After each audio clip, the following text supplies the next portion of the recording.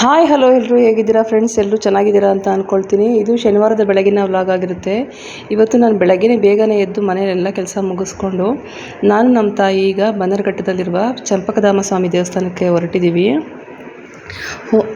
ಈ ಚಂಪಕಧಾಮ ಸ್ವಾಮಿ ದೇವಸ್ಥಾನದ ಬೆಟ್ಟದ ಮೇಲಿರುವಂಥ ನರಸಿಂಹಸ್ವಾಮಿ ದೇವರು ನಮ್ಮ ತಂದೆಯ ಮನೆ ದೇವರಾಗಿರುತ್ತೆ.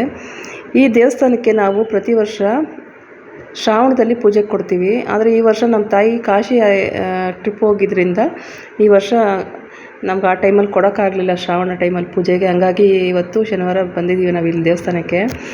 ಬನ್ನರಘಟ್ಟ ಅಂದ ತಕ್ಷಣ ಎಲ್ರಿಗೂ ನೆನಪಾಗೋದು ಒಂದು ದೇವಸ್ಥಾನ, ಹಾಗೆ ಝೂ ಇದೆಯಲ್ಲ, ವಿಶ್ವ ಪ್ರಸಿದ್ಧವಾದಂಥ ಬನ್ನರಘಟ್ಟ ಝೂ. ಹಾಗೆ ಪಣಿ ರಾಮಚಂದ್ರ ಅವರ ವಟಾರ ಅಂತ ಒಂದು ಸೀರಿಯಲ್ ಬರ್ತಿತ್ತು ಸುಮಾರು ಒಂದು 20-25 ವರ್ಷದ ಮುಂಚೆ. ಆ ಸೀರಿಯಲ್ ಯಾರೆಲ್ಲ ನೋಡಿದರೆ ಅವರಿಗೆ ತುಂಬ ಚೆನ್ನಾಗಿ ಬನ್ನರಘಟ್ಟ ನೆನಪಾಗುತ್ತೆ.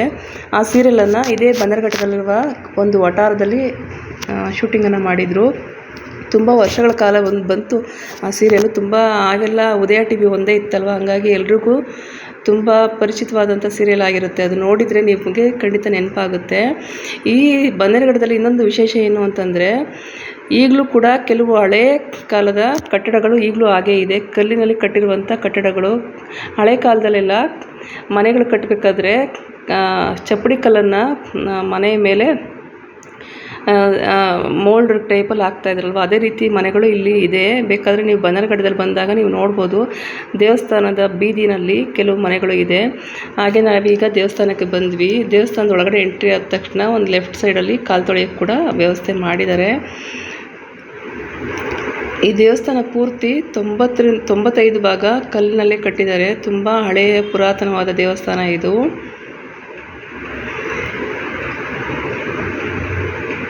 ನೋಡ್ತಾ ಇರ್ಬೋದು ನೀವು, ಇದು ದೇವಸ್ಥಾನದ ಒಳಗಿನ ಎಂಟ್ರೆನ್ಸು, ಗರ್ಭಗುಡಿಗೆ ಹೋಗುವಂಥ ಎಂಟ್ರೆನ್ಸ್ ಇದು. ಇವತ್ತು ಶನಿವಾರ ಆಗಿರೋದ್ರಿಂದ ತುಂಬಾ ಜನ ಇದ್ದರು. ನಾವು ಆಲ್ರೆಡಿ ಬೆಳಗ್ಗೆ ಬೇಗನೆ ಮನೆ ಬಿಟ್ಟಿದ್ರು ಕೂಡ ನಮಗೆ ಇವತ್ತು ಡೈರೆಕ್ಟ್ ಬಸ್ ಸಿಗಲಿಲ್ಲ. ಕೆಂಗೇರಿಯಿಂದ 378 ಬಸ್ ಹತ್ಕೊಂಡ್ರೆ ನಮಗೆ ಡೈರೆಕ್ಟ್ ಬನ್ನರಘಟ್ಟ ಬರ್ಬೋದು. ಆದರೆ ಇವತ್ತು ಸ್ವಲ್ಪ ಬಸ್ಗಳು ಕಮ್ಮಿ ಇದ್ದಿದ್ದರಿಂದ ಸ್ವಲ್ಪ ಲೇಟ್ ಆಯಿತು ನಾವು ಬರೋದು. ಆಲ್ರೆಡಿ 12:30 1 ಗಂಟೆ ಆಗಿಬಿಟ್ಟಿತ್ತು ದೇವಸ್ಥಾನ ಬರೋ ಅಷ್ಟೊತ್ತಿಗೆ, ಕ್ಲೋಸಿಂಗ್ ಟೈಮು.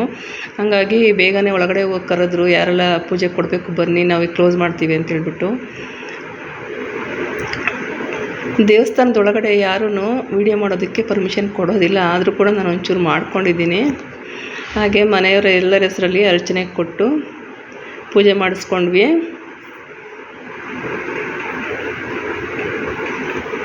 ನಾವೆಲ್ಲ ಚಿಕ್ಕವರಾಗಿದ್ದಾಗ ಬರೋ ಟೈಮಲ್ಲಿ ಇಷ್ಟೊಂದು ದೇವಸ್ಥಾನ ಇಂಪ್ರೂವ್ಮೆಂಟ್ ಇರಲಿಲ್ಲ. ಈಗ ತುಂಬಾ ಚೆನ್ನಾಗಿ ಜೀರ್ಣೋದ್ಧಾರ ಕೆಲಸಗಳು ಮಾಡಿದ್ದಾರೆ. ತುಂಬ ಖುಷಿಯಾಗುತ್ತೆ ದೇವಸ್ಥಾನಕ್ಕೆ ಬರುವಾಗ. ಎಲ್ಲ ಹೊಸದಾಗಿ ಕೆಲವೊಂದು ರಿನೋವೇಷನ್ಸ್ ಎಲ್ಲ ಮಾಡಿದ್ದಾರೆ ದೇವಸ್ಥಾನನ.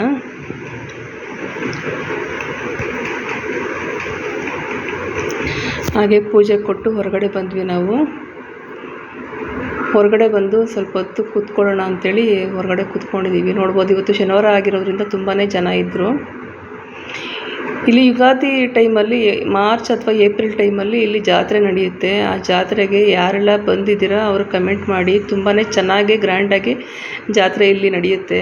ದೇವಸ್ಥಾನದ ಹೊರಗಡೆ ಬಲಗಡೆ ಭಾಗದಲ್ಲಿ ಮಹಾಲಕ್ಷ್ಮೀ ದೇವರ ದೇವಸ್ಥಾನ ಇದೆ.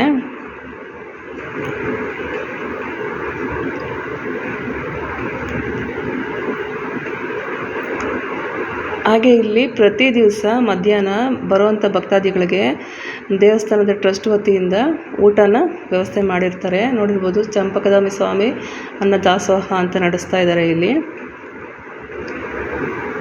ಪ್ರತಿ ದಿವಸ ಮಧ್ಯಾಹ್ನ ಊಟ ಇರುತ್ತೆ ಫ್ರೆಂಡ್ಸ್. ಇಲ್ಲಿ ಭಕ್ತಾದಿಗಳು ಎಷ್ಟು ಜನ ಬಂದರೂ ಕೂಡ ಇಲ್ಲಿ ಊಟದ ವ್ಯವಸ್ಥೆ ಮಾಡ್ತಾರೆ. ಹಾಗೆ ಸರಿ, ನಾವಿಲ್ಲಿ ಪೂಜೆ ಮುಗಿಸ್ಕೊಂಡು ಊಟ ಕೂಡ ಮಾಡಿಕೊಂಡು ಬೆಟ್ಟ ಹತ್ತಬೇಕಲ್ಲ, ಹಂಗಾಗಿ ಸ್ವಲ್ಪ ಮಧ್ಯಾಹ್ನ ಆಲ್ರೆಡಿ 1:30 ಆಗಿಬಿಟ್ಟಿತ್ತು. ಅಲ್ಲೇ ನಾವು ಬಂದಿದ್ದು ಕೂಡ ಒಂಚೂರು ಲೇಟ್ ಆಯಿತು, ಬಸ್ ಸಿಗದೆ. ಹಾಗಾಗಿ ಊಟ ಮಾಡಿಕೊಂಡೆ ಸರಿ ಬೆಟ್ಟ ಹತ್ತೋಣ ಅಂಥೇಳಿ ನಾನು ನಮ್ಮ ತಾಯಿ ಇಬ್ಬರು ಊಟ ಮಾಡ್ತಾಯಿದ್ದೀವಿ ಈಗ. ಊಟ ತುಂಬಾ ರುಚಿಯಾಗಿತ್ತು, ದೇವ್ರ ಪ್ರಸಾದ ಅಲ್ವಾ, ಹಂಗಾಗಿ ತುಂಬಾ ರುಚಿಯಾಗಿತ್ತು. ಸರಿ ಊಟ ಮಾಡ್ಕೊಂಡು ನಾವೀಗ ಬೆಟ್ಟ ಹತ್ತೋಣ ಅಂಥೇಳಿ ಬಂದ್ವಿ. ಬೆಟ್ಟ ಹತ್ತೋ ಮುಂಚೆ ನೋಡಿ, ಇಲ್ಲಿ ಒಂದು ಸೈಡಲ್ಲಿ ನಾಗರಕಲ್ಲಿದೆ. ನೋಡ್ತಾ ಇರ್ಬೋದು ಮೇಲೆ ಎಷ್ಟು ಮೇಲೆ ಹತ್ತಬೇಕು ಬೆಟ್ಟ, ಜನ ಹತ್ಕೊಂಡು ಹೋಗ್ತಾ ಇದ್ದಾರೆ. ಒಂದು ಸೈಡ್ ನಾಗರಕಲ್ಲಿದೆ, ಇನ್ನೊಂದು ಸೈಡು ನವಗ್ರಹ ದೇವರುಗಳ ದೇವಸ್ಥಾನ ಇದೆ. ಲೆಫ್ಟ್ ಸೈಡಲ್ಲಿ. ರೈಟ್ ಸೈಡಲ್ಲಿ ಮಹಾಲಕ್ಷ್ಮಿ ದೇವಸ್ಥಾನ ಇದೆ. ಇಲ್ಲಿ ಕೋತಿಗಳ ಕಾಟ ಒಂದು ಸ್ವಲ್ಪ ಜಾಸ್ತಿ. ಒಂದು ಕಪಲ್ಸು ಒಂದು ಸ್ವಲ್ಪ ಹಣ್ಣು ಅದೆಲ್ಲ ತೊಗೊಂಡು ಮೇಲೆ ಹತ್ತಾಯಿದ್ರು. ಆ ಫ್ರೂಟ್ಸ್ ಪ್ಯಾಕೆಟನ್ನೇ ಕಿತ್ಕೊಂಡ್ಬಿಡ್ತು ಆ ಕೋತಿಗಳು ಪಾಪ. ಅವರು ಭಯ ಬಿದ್ಕೊಂಡು ಬಿಟ್ಬಿಟ್ಟು ಓಡೋಗ್ಬಿಟ್ರು ಅವರು. ಅದು ಆ ಫ್ರೂಟ್ಸನ್ನು ಯಾವುದನ್ನು ತಿನ್ನಲಿಲ್ಲ, ಅಲ್ಲೇ ಬಿಟ್ಟು ಆ ಕೋತಿ ಕೂಡ ಓಡೋಯ್ತು. ಒಂದೇ ಒಂದು ದಾಳಿಂಬೆ ಹಣ್ಣು ಮಾತ್ರ ತಗೊಂಡು ಹೋಯ್ತದು. ಹಂಗಾಗಿ ಅದನ್ನೆಲ್ಲ ತೊಗೊಂಡೋಗಿ ಅಲ್ಲಿ ಕೂತ್ಕೊಂಡಿರ್ತಾರಲ್ವ ವಯಸ್ಸಾದವ್ರು, ಕೆಲವರು ಕೂತ್ಕೊಂಡು ಭಿಕ್ಷೆ ಬಿಡ್ತಾ ಕೂತಿರ್ತಾರೆ, ಅವ್ರಿಗೆಲ್ಲ ತೊಗೊಂಡೋಗಿ ಕೊಟ್ಟೆ, ವೇಸ್ಟ್ ಆಗುತ್ತೆ ತಗೊಳ್ಳಿ ತಿನ್ನಿ ಅಂತೇಳ್ಬಿಟ್ಟು. ಹಾಗೆ ಕೊಟ್ಬಿಟ್ಟು ಸೀದಾ ಮೇಲೆ ಹೋಗ್ತಾ ಇದ್ವಿ ನಡ್ಕೊಂಡು. ನೋಡ್ತಾ ಇರ್ಬೋದು ನಮ್ಮಮ್ಮನಿಗೆ ನನ್ನ ಮೊಬೈಲ್ ಎಲ್ಲಿ ಕಿತ್ಕೊಂಡ್ಬಿಡುತ್ತೋ, ಬ್ಯಾಗ್ ಎಲ್ಲಿ ಕಿತ್ಕೊಂಡ್ಬಿಡುತ್ತೋ ಅಂತ ಅವರು ಭಯ. ಹುಷಾರು ಅಂತ ಹೇಳ್ತಾನೆ ಇದ್ದರು. ಹಾಗೆ ಸೀದಾ ನಡ್ಕೊಂಡು ಹೋದ್ವಿ. ಬಿಸಿಲು ತುಂಬಾ ಇದ್ದಿದ್ದರಿಂದ ಊಟ ಬೇರೆ ಮಾಡಿಬಿಟ್ಟಿದ್ವ, ನಡೆಯೋಕ್ಕೆ ಆಗ್ತಾಯಿಲ್ಲ. 2 ಬ್ಯಾಗ್ ಬೇರೆ ಪೂಜೆ ಕೊಡಬೇಕು ಅಂತೇಳಿ ಕಾಯಿ ಹಣ್ಣು ಹೂವೆಲ್ಲ ತೊಗೊಂಬಂದಿದ್ವಲ್ಲ, ಅದು ಬೇರೆ ಬ್ಯಾಗು ವೆಯ್ಟ್ ಇತ್ತು. ಹಾಗಾಗಿ ನಾನೊಂದು ಬ್ಯಾಗು, ಅಮ್ಮ ಒಂದು ಬ್ಯಾಗ್ ಇಟ್ಕೊಂಡು ಸೀದಾ ಮೇಲೆ ಹೋದ್ವಿ. ಬಿಸಿಲು ಇಲ್ದಿರೋ ಟೈಮಲ್ಲಿ ಬಂದರೆ ತುಂಬಾ ಚೆನ್ನಾಗಿರುತ್ತೆ. ಇಲ್ಲಿ ಖುಷಿಯಾಗಿ ಹತ್ತಿ ಬೆಟ್ಟ ಹತ್ಕೊಂಡು ಹೋಗ್ಬೋದು. ಬಿಸಿಲು ಸ್ವಲ್ಪ ಇರೋ ಟೈಮಲ್ಲಾದರೆ ಟಯರ್ಡ್ ಆಗಿಬಿಡುತ್ತೆ ಬೇಗ.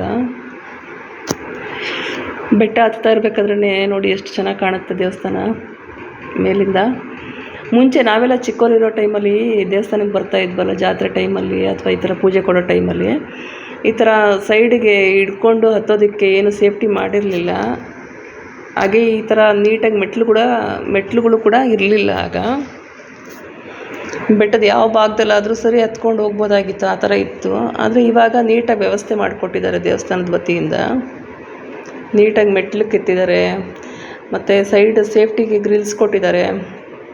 ಹಾಗಾಗಿ ಎಷ್ಟು ಏಜ್ ಆದವರು ಕೂಡ ತಂಪೊತ್ತಲ್ಲಿ ಬಂದರೆ, ಸಂಜೆ ಹೊತ್ತು ಅಥವಾ ಬೆಳಗ್ಗೆ ಬೇಗ ಬಂದರೆ ಈಸಿಯಾಗಿ ಹತ್ಕೊಂಡು ಹೋಗ್ಬೋದು. ನೋಡ್ತಾ ಇರ್ಬೋದು ನೀವು, ಕಾಣ್ತಾ ಇದೆ ಅಲ್ಲಿ ದೇವಸ್ಥಾನ, ನರಸಿಂಹಸ್ವಾಮಿ ದೇವಸ್ಥಾನ. ಹಾಗೆ ಮೇಲೆ ಹತ್ತಾ ಇದ್ದಂಗೆ ಇಡೀ ಬನ್ನರಘಟ್ಟ ವ್ಯೂ ನೋಡಿ ಎಷ್ಟು ಚೆನ್ನಾಗಿ ಕಾಣುತ್ತೆ. ಇದು ಸ್ವಲ್ಪ ಫಾರೆಸ್ಟ್ ಏರಿಯಾ ಆಗಿರೋದ್ರಿಂದ ಮುಂಚೆ ಇಷ್ಟು ಮನೆಗಳಿರಲಿಲ್ಲ, ತುಂಬ ಗ್ರೀನರಿಯಾಗಿ ಕಾಣ್ತಿತ್ತು. ಈಗ ತುಂಬ ಮನೆಗಳಾಗ್ಬಿಟ್ಟಿದೆ ಈ ಬನ್ನರಘಟ್ಟ ಸರೌಂಡಿಂಗು. ನಮಗಂತೂ ಚಿಕ್ಕ ವಯಸ್ಸಲ್ಲಿ ಇಲ್ಲಿಗೆ ಬರೋದು ಅಂದರೆ ಭಾಳ ಖುಷಿ ಇತ್ತು. ಯಾಕೆಂದರೆ ಜಾತ್ರೆ ಟೈಮಲ್ಲಿ ನಾವು ನೈಟ್ ಬಂದುಬಿಡ್ತಾಯಿದ್ವಿ. ನೈಟ್ ಬಂದು ಬೆಳಗ್ಗೆ ಹೋಗ್ತಾಯಿದ್ವಿ. ಅಲ್ಲಿ ಜಾತ್ರೆ ಅಂದರೆ ತುಂಬಾ ಗ್ರ್ಯಾಂಡಾಗಿ ಮಾಡ್ತಾರೆ. ರಾತ್ರಿ ಎಲ್ಲ ನಾಟಕಗಳು ಮತ್ತು ಇನ್ನೂ ಹಲವಾರು ಪ್ರೋಗ್ರಾಮ್ಗಳು, ಆಮೇಲೆ ದೇವ್ರನ್ನೆಲ್ಲ ತೊಗೊಂಬರ್ತಾರಲ್ಲ ಆಚೆ, ಅದೆಲ್ಲ ನೋಡಿಕೊಂಡು ಬೆಳಗ್ಗೆ ತನಕ ಇದ್ದು ಹೋಗ್ತಾಯಿದ್ವಿ ನಾವು. ಅದೆಲ್ಲ ಮೆಮೊರೀಸ್ ಬರುತ್ತೆ ಈಗ. ಈ ಬೆಟ್ಟದಿಂದ 1.5-2 ಕಿಲೋಮೀಟ್ರ್ ನಡ್ಕೊಂಡು ಹೋದರೆ ಒಂದು ಕಲ್ಯಾಣಿ ಇದೆ ಸ್ನೇಹಿತರೆ. ಆದರೆ ನಾವು ಇವತ್ತು ಅಲ್ಲಿಗೆ ಹೋಗೋಕ್ಕಾಗಲಿಲ್ಲ. ನೋಡಿ, ಇದೇ ನರಸಿಂಹಸ್ವಾಮಿ ದೇವಸ್ಥಾನ. ಈ ಗುಡಿ ಕೂಡ ಮುಂಚೆ ತುಂಬ ಚಿಕ್ಕದಿತ್ತು. ಈಗ ಇದನ್ನು ಕೂಡ ತುಂಬಾ ಚೆನ್ನಾಗಿ ಕಟ್ಟಡವನ್ನು ಕಟ್ಟಿ ಮಾಡಿದ್ದಾರೆ. ಈಗ ದೊಡ್ಡದಾಗಿ ದೇವಸ್ಥಾನ ರೆಡಿ ಮಾಡ್ಕೊಂಡಿದ್ದಾರೆ. ಸರಿ, ಇಲ್ಲೂ ಕೂಡ ನಾವು ಪೂಜೆ ಕೊಟ್ಟು ಅಮ್ಮ ಎಲ್ಲರ ಹೆಸರಲ್ಲೂ ಅರ್ಚನೆ ಕೂಡ ಮಾಡಿಸಿದ್ರು.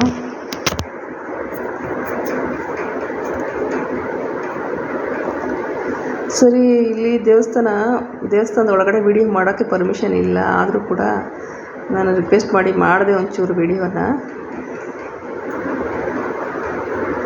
ದೇವಸ್ಥಾನದ ಒಳಗಡೆ ಕಾಯಿ ಹೊಡೆಯೋ ವ್ಯವಸ್ಥೆ ಈಗ ಇಲ್ಲವಂತೆ. ಹಂಗಾಗಿ ಹೊರಗಡೆ ಕಾಯಿ ಹೊಡ್ಕೊಂಡು ಬನ್ನಿ ಅಂತಂದರು.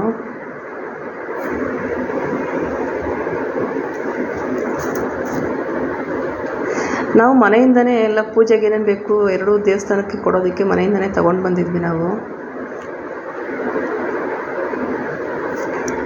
ಕಾಯಿ ಹೊಡೆಯುವ ವ್ಯವಸ್ಥೆ ಒಳಗಡೆ ಇಲ್ಲ ಅಂಥೇಳಿ ಹೊರಗಡೆ ಕಳಿಸಿದ್ರು. ಒಳಗಡೆ ಹೊಡ್ಕೊಂಡು ಬನ್ನಿ, ಎಂಟ್ರೆನ್ಸಲ್ಲಿ ಒಂದು ಕಲ್ಲಿಟ್ಟಿದ್ದೀವಿ ಅಲ್ಲಿ ಅಂತ ಅಂದ್ಬಿಟ್ಟು, ಸರಿ ಅಂತ ಹೋಗಿ ಕಾಯಿ ಹೊಡ್ಕೊಂಡು ಬಂದೆ ನಾನು.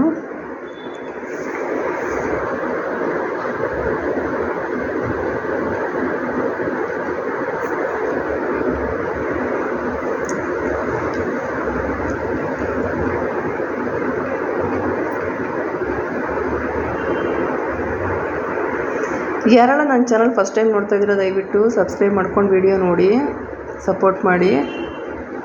ಹಾಗೆ ಬೆಲ್ ಬಟನ್ ಕ್ಲಿಕ್ ಮಾಡ್ಕೊಳ್ಳಿ. ನಾನು ಹಾಕುವಂಥ ವಿಡಿಯೋ ಎಲ್ಲ ನಿಮಗೆ ನೋಟಿಫಿಕೇಷನ್ ಸಿಗುತ್ತೆ. ಸರಿ ಅಂತೇಳಿ ಪೂಜೆ ಎಲ್ಲ ಮುಗಿಸ್ಕೊಂಡು ಹೊರಗಡೆ ಬಂದು ಒಂದು ಸ್ವಲ್ಪ ಹೊತ್ತು ಕೂತ್ಕೊಂಡ್ವಿ.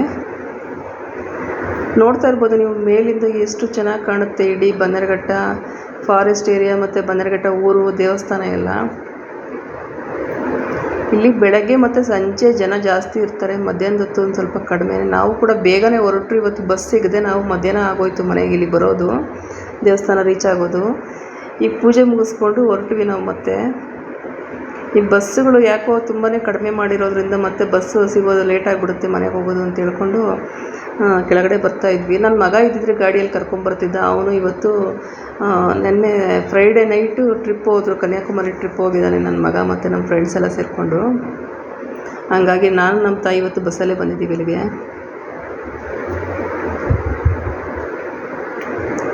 ನಾವು ಆಲ್ರೆಡಿ ಇದೆಲ್ಲ ಪೂಜೆ ಎಲ್ಲ ಮುಗಿಸ್ಕೊಂಡು ಕೆಳಗಡೆ ಇಳಿಬೇಕಾದ್ರೆ 3 ಗಂಟೆ 3:15 ಆಗ್ತಾಯಿತ್ತು ಟೈಮು.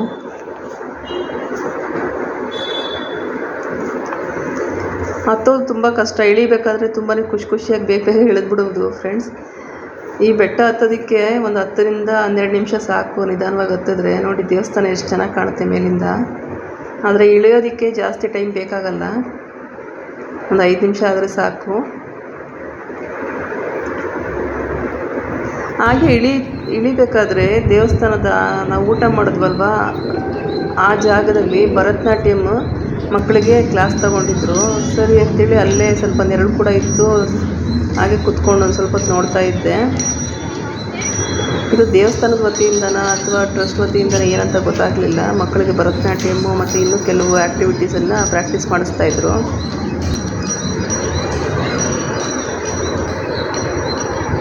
ಆ ಬೆಟ್ಟದ ಮೇಲಿಂದ ತುಂಬಾ ಚೆನ್ನಾಗಿ ಕಾಣುತ್ತೆ, ಮೇಲ್ಗಡೆ ಗೋಪುರ ಅದೆಲ್ಲ. ಸರಿ ಒಂದು ಸ್ವಲ್ಪ ಹೊತ್ತು ಕುತ್ಕೊಂಡು ಅದನ್ನು ನೋಡಿಕೊಂಡು ನಾನು ಕೆಳಗಡೆ ಇಳಿತಾ ಇದ್ದೀನಿ. ಆಲ್ರೆಡಿ ಅಮ್ಮ ಕೆಳಗಡೆ ಹೋಗ್ಬಿಟ್ಟಿದ್ದಾರೆ. ನೋಡಿ, ನಾವು ಇಷ್ಟು ಏಜ್ ಆದವರು ನಡೆಯೋಕ್ಕಾಗಲ್ಲ, ಅವರು ಸುಸ್ತು ಅಂತ ಹೇಳ್ತೀವಿ. ಅವರೇ ನಮಗಿಂತ ಫಾಸ್ಟಾಗಿ ನಡೀತಾರೆ. ಅವ್ರು ನಡೆದಷ್ಟು, ಅವ್ರು ಕೆಲಸ ಮಾಡಿದಷ್ಟು ನಮಗೆ ಮಾಡೋಕ್ಕಾಗಲ್ಲ. ಈಗ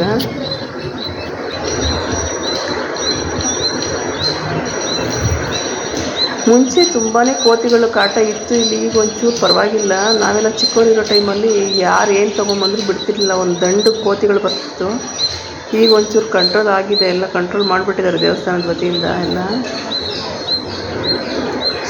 ಆದರೂ ಆಗಾಗ ಈ ಥರ ಏನಾದರೂ ತಿಂಡಿ ಪ್ಯಾಕೆಟ್ಗಳು, ಫ್ರೂಟ್ಸು ತೊಗೊಂಬರ್ಬೇಕಾದ್ರೆ ಕಿತ್ಕೊಂಡ್ಬಿಡುತ್ತೆ ಅದು. ನೋಡಿ, ಇಲ್ಲಿ ಇಬ್ಬರು ಹುಡುಗಿಯರು ಮಕ್ಕಳು ಪ್ರಾಕ್ಟೀಸ್ ಮಾಡ್ತಿರೋದನ್ನ ನೋಡಿಕೊಂಡು ಏನೋ ತಿಂತ ಕೂತ್ಕೊಂಡಿದ್ರು. ಅವ್ರ ಹತ್ರ ಬಂದು ಕಿತ್ಕೊಂಡ್ಬಿಡ್ತದು ಕೋತಿ ಪಾಪ. ಅದನ್ನು ನೋಡಿ ಇನ್ನೂ ಒಂದಷ್ಟು ಕೋತಿಗಳೆಲ್ಲ ಓಡೋಡಿ ಬಂದ್ವು. ಒಂದು ಬಂದರೆ ಸಾಕಲ್ವ, ಎಲ್ಲ ಬಂದುಬಿಡ್ತಾವಲ್ವ. ಹಂಗಾಗಿ ಆ ಹುಡುಗಿಯರು ಎದ್ರುಕೊಂಡು ಫಸ್ಟ್ ಅದನ್ನು ತಿಂಡಿನಲ್ಲೇ ಬಿಟ್ಟು ಹೋಗ್ಬಿಟ್ರು ಅವರು. ಹಾಗೆ ಅಮ್ಮ ಎಲ್ಲ ಪೂಜೆ ಎಲ್ಲ ಮುಗಿಸ್ಕೊಂಡು ಕೆಳಗಡೆ ಬಂದ ಮೇಲೆ ಎಂಟ್ರೆನ್ಸಲ್ಲಿ ಗಣೇಶನದು ಒಂದು ವಿಗ್ರಹ ಇದೆ, ಅಲ್ಲೊಂದು ಫೋಟೋ ತೆಗಿ ಅಂತಂದರು. ಸರಿ, ಅವ್ರಿಗೂ ಒಂದು ಫೋಟೋ ತೆಕ್ಕೊಟ್ಟು ನೋಡ್ತಾ ಇರ್ಬೋದು ನೀವು. ಎಂಟ್ರೆನ್ಸಲ್ಲಿ ಹಳೆಗನ್ನಡ ಮತ್ತು ಸಂಸ್ಕೃತದಲ್ಲಿ ದೇವಸ್ಥಾನ ಕಟ್ಟೋ ಟೈಮಲ್ಲಿ ಬರವಣಿಗೆಗಳು ಬರೆದಿದ್ದಾರೆ. ಅದು ಏನಂತ ಅಷ್ಟು ಸ್ಪಷ್ಟವಾಗಿಲ್ಲ, ಅಳಿಸೋಗಿದೆ. ತುಂಬ ಪುರಾತನವಾದ ದೇವಸ್ಥಾನ ಇದು. ಅದನ್ನೆಲ್ಲ ನೋಡಿಕೊಂಡು ಸರಿ ಅಂತೇಳಿ ಹೊರಗಡೆ ಬಂದ್ವಿ ಫ್ರೆಂಡ್ಸ್. ಈಗ ಯಾರೆಲ್ಲ ಈ ದೇವಸ್ಥಾನ ನೋಡಿದ್ದೀರ ಕಮೆಂಟ್ ಮಾಡಿ. ನೋಡದೇ ಇದ್ದವರು ಒಂದು ಸತಿ ಖಂಡಿತ ಹೋಗಿ ದೇವಸ್ಥಾನ ವಿಸಿಟ್ ಮಾಡಿ. ತುಂಬಾ ಪ್ರಶಾಂತವಾಗಿ ತುಂಬಾ ಚೆನ್ನಾಗಿದೆ ಇಲ್ಲಿ ವಾತಾವರಣ. ಹಾಗೆ ಯುಗಾದಿ ಟೈಮಲ್ಲಿ ಜಾತ್ರೆ ನಡೆಯುತ್ತೆ, ಆಗ ಖಂಡಿತ ಬನ್ನಿ, ಜಾತ್ರೆಯಲ್ಲಿ ಭಾಗವಹಿಸಿ. ಹಾಗೆ ಹೊರಗಡೆ ಬರ್ತಿದ್ದಂಗೆ ಕೆಲವರು ಹೊರಗಡೆ ಕೂತ್ಕೊಂಡಿರ್ತಾರೆ, ಅವ್ರಿಗೂ ಕೂಡ ಅಮ್ಮ ಒಂಚೂರು ಅಮೌಂಟೆಲ್ಲ ಕೊಟ್ಟರು. ಅಂದರೆ ಒಂದು ರೀತಿಲಿ ಕೇಳ್ತಾರಲ್ವ ಅವರು, ಕೊಡದೆ ಹಂಗೆ ಮುಂದಕ್ಕೆ ಬರೋಕ್ಕೂ ಆಗೋದಿಲ್ಲ. ಹಂಗಾಗಿ ಒಂದು 2-3 ಜನಕ್ಕೆ ಕೊಟ್ಟರು. ಹಂಗೆ ಸರಿ ಅಂತೇಳಿ ಆಲ್ರೆಡಿ ಊಟನೂ ಮಾಡ್ಕೊಂಡಿದ್ವಲ್ಲ ಮಧ್ಯಾಹ್ನ. ಸರಿ, ಒಂದು ಜ್ಯೂಸ್ ಕುಡ್ಕೊಂಡು ಸೀದಾ ಮನೆ ಕಡೆಗೆ ಬಂದ್ವಿ. ಯಾರೆಲ್ಲ ನನ್ನ ವಿಡಿಯೋವನ್ನು ನೋಡಿದ್ದೀರಾ ದಯವಿಟ್ಟು ಸಬ್ಸ್ಕ್ರೈಬ್ ಮಾಡ್ಕೊಳ್ಳಿ, ಸಪೋರ್ಟ್ ಮಾಡಿ. ಹಾಗೆ ಬೆಲ್ ಬಟನ್ ಕ್ಲಿಕ್ ಮಾಡ್ಕೊಳ್ಳಿ. ನಾನು ಹಾಕುವಂಥ ಎಲ್ಲ ವಿಡಿಯೋಗಳು ನಿಮಗೆ ನೋಟಿಫಿಕೇಷನ್ ಸಿಗುತ್ತೆ. ಮತ್ತು ನಾನು ನಾಳೆ ಇನ್ನೊಂದು ವಿಡಿಯೋದಲ್ಲಿ ನಾನು ನಿಮಗೆ ಭೇಟಿ ಮಾಡ್ತೀನಿ. ಹಾಗೆ ಬರಬೇಕಾದ್ರೆ ಈ ಮೂಸಂಬಿ ಜ್ಯೂಸ್ ಯಾರೆಲ್ಲ ಕುಡಿದಿರ, ಈ ರೀತಿ ಫ್ರೆಶ್ಶಾಗಿ ಜ್ಯೂಸ್ ಮಾಡಿಕೊಡ್ತಾರಲ್ವ, ತುಂಬಾ ಚೆನ್ನಾಗಿರುತ್ತೆ. ಆಮೇಲೆ ತುಂಬಾ ಕಡಿಮೆ ಪ್ರೈಸಲ್ಲಿ ಮಾಡಿಕೊಡ್ತಾರೆ, ನೀರನ್ನು ಕೂಡ ಮಿಕ್ಸ್ ಮಾಡೋದಿಲ್ಲ. ಯಾರೆಲ್ಲ ಈ ರೀತಿ ರೋಡ್ ಸೈಡಲ್ಲಿ ಜ್ಯೂಸನ್ನು ಕುಡಿದಿದ್ದೀರಾ ಕಮೆಂಟ್ ಮಾಡಿ ತಿಳಿಸಿ. ಜ್ಯೂಸ್ ಅಂತೂ ತುಂಬಾ ಚೆನ್ನಾಗಿತ್ತು. ಓಕೆ ಫ್ರೆಂಡ್ಸ್, ನಾನು ಮತ್ತೆ ಇನ್ನೊಂದು ವೀಡಿಯೋದಲ್ಲಿ ಸಿಗ್ತೀನಿ.